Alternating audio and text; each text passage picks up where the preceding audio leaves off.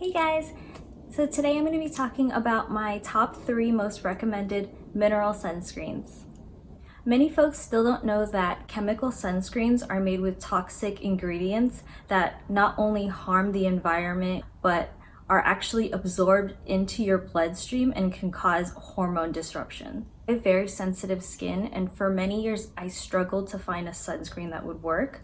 I didn't realize until I was an adult that I was allergic to sunscreen, and I couldn't understand why every time I used sunscreen I would break out into a rash and I had to choose between either getting a sunburn or getting a rash. And a lot of times I would end up choosing to get a sunburn instead, or just go without sunscreen because the rash would last longer than sunburn would. I'm allergic to chemical sunscreens. Most of the sunscreens that you can buy at the store and these really big brands that you can name off the top of your head are chemical sunscreens that contain pretty harmful ingredients. I'm gonna go ahead and read off a list because I cannot remember these off the top of my head. Avobenzone, oxybenzone, octocrylene, homosalate, octisalate, and octinoxate. These chemicals in sunscreen, when you put it on, it actually absorbs into the deepest layer of your skin, the deepest layer of your dermis, and that's how it gets into your body and into your bloodstream. Physical sunscreens, however, they are on a layer that sits as a barrier on top of your skin. The 3 sunscreens that I'm going to share with you are physical mineral sunscreens, and I have tried so many sunscreens. I've narrowed it down to 3 that I really like, that I've tried, and that I can recommend and I've used. So the first recommended mineral sunscreen I have for you is Badger. I think all of their line has this cute little badger, so I feel like they're kind of geared towards their demographic is like families, kids, but anybody can use them. What I like about Badger is that they're a pretty natural sunscreen. They're made of 94% organic ingredients.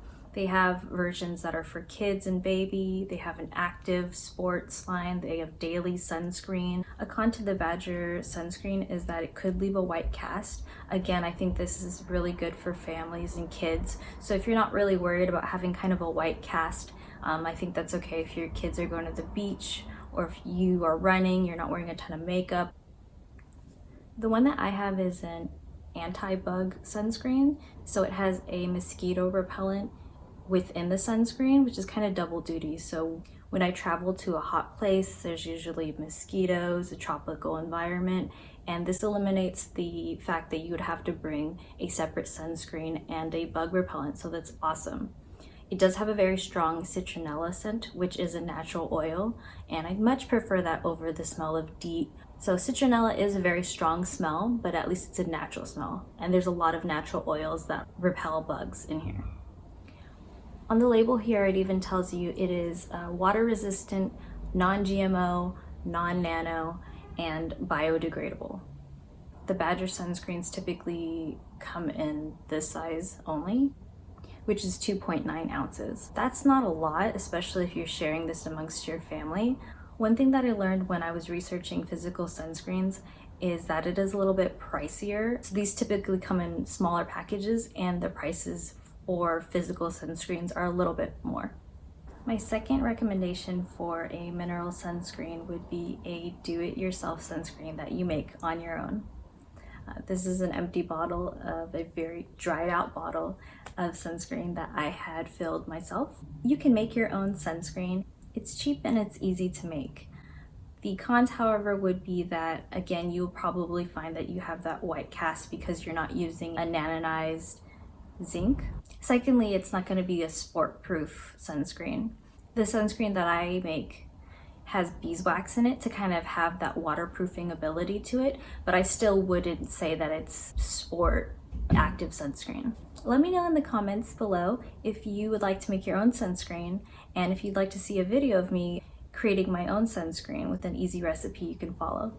Please consider subscribing to my channel, where I'm going to talk more about travel hacks, travel tips, and reviewing products that are good for travel.